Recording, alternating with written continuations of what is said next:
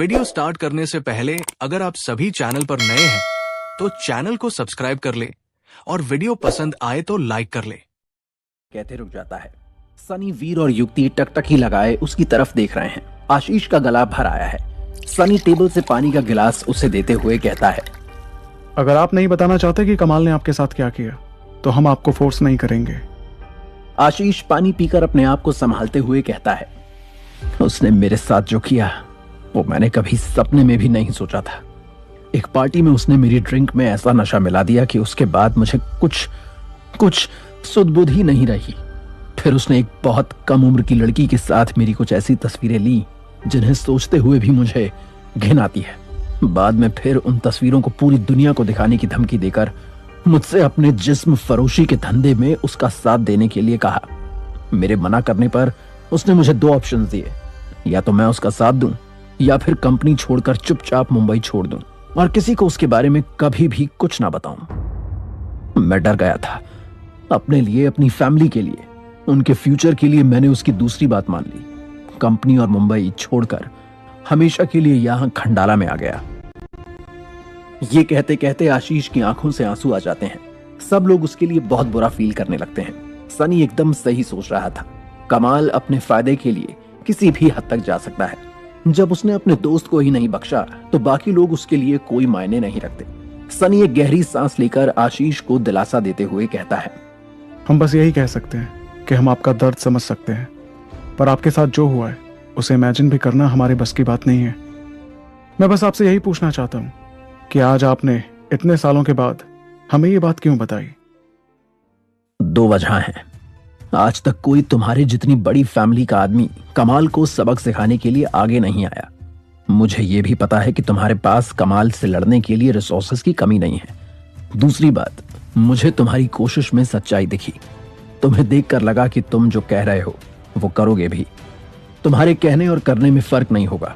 बाकी तो वक्त बताएगा कि तुम भी कमाल की तरह मुझे धोखा दोगे या अपनी बात पर टिके रहोगे।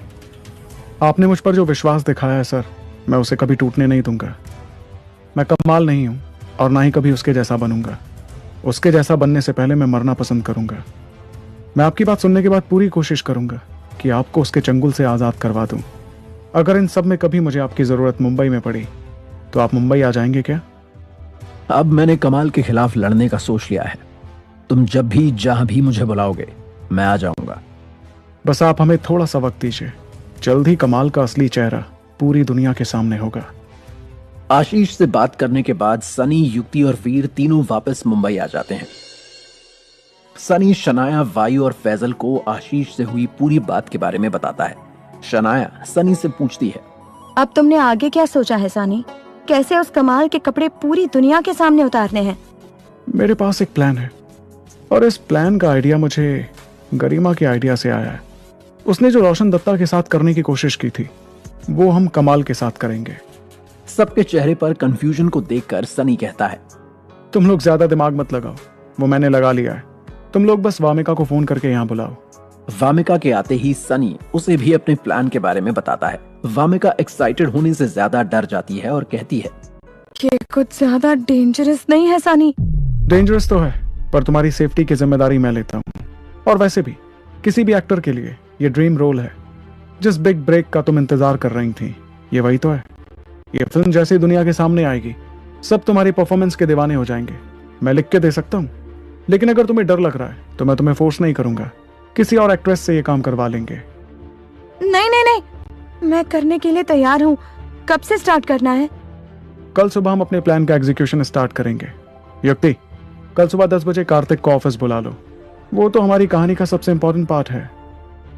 सनी सबको उनके रोल समझा देता है और सबके सब बेसब्री से अगले दिन का इंतजार करने लगते हैं। अगले दिन सब तैयार होकर ऑफिस पहुंच जाते हैं और सनी के कैबिन में इकट्ठा होकर अपने प्लान की पहली स्टेज का एग्जीक्यूशन शुरू करते हैं। वामिका सबके सामने अपने फोन से कार्तिक को फोन करती है, जो कि अपनी कार से सनी के ऑफिस की तरफ आ रहा है, और कहती है, कार्तिक, मुझे लगता है कि हमसे बहुत बड़ी गलती हो गई है। गलती? कैसी गलती? तुम्हें तो पता ही है कि कैसे कमाल सूर्यवंशी ने मार्केट के सारे छोटे मोटे प्रोडक्शन हाउसेस को खरीदना शुरू कर दिया है। उसके पास तो दुनिया भर का पैसा है और कॉन्टैक्ट्स भी। उसके आर्टिस्ट तो हर जगह काम कर रहे हैं और मैंने सनी के चक्कर में मानो अपना करियर डुबो दिया है, काम खराब करवा लिया है। अब मुझे कोई काम भी नहीं दे रहा है। ये मेरे करियर का पीक टाइम है यार। अभी टाइम चला गया तो मैं क्या दादी माँ के रोल करूंगी।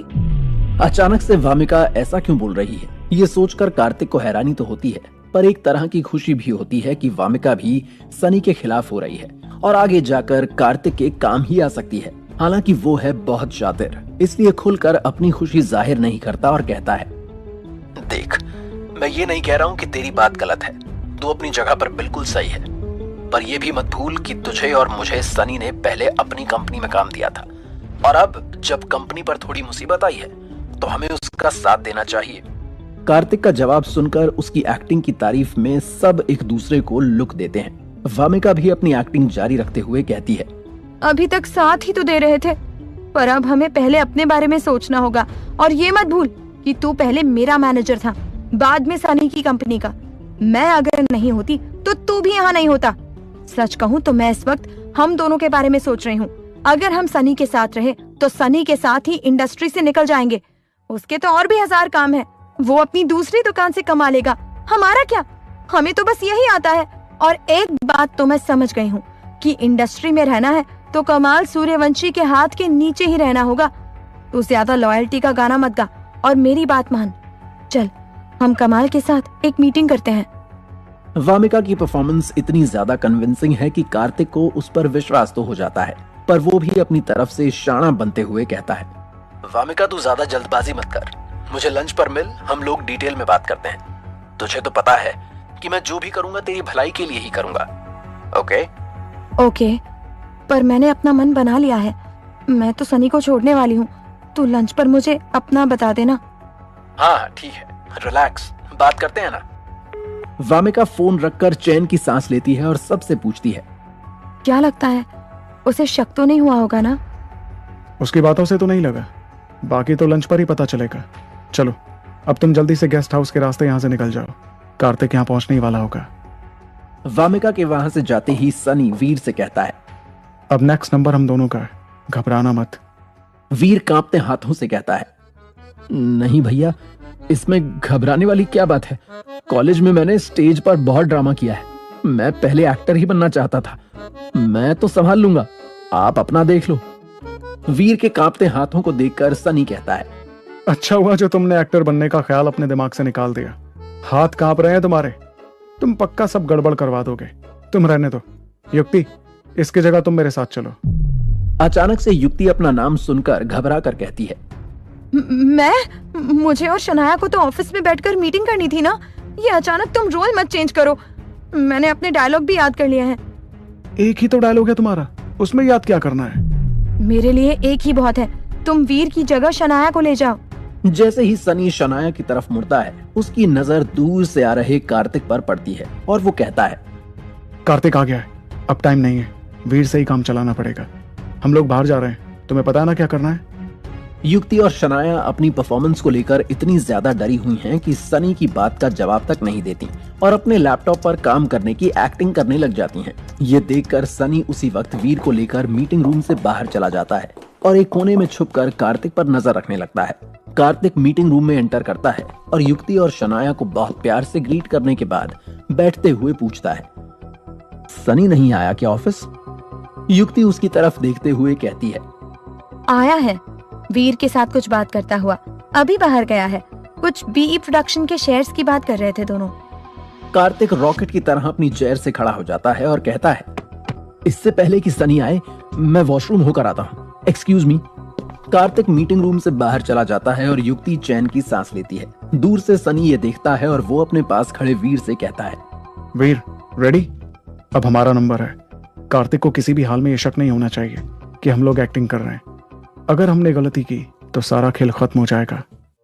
वीर, जो वाटर कूलर से एक के बाद एक पानी का गिलास पीता जा रहा है, कहता है, भैया बार बार बोलकर प्लीज प्रेशर मत बढ़ाओ, मेरा ऑलरेडी वॉशरूम जाने का मन कर रहा है।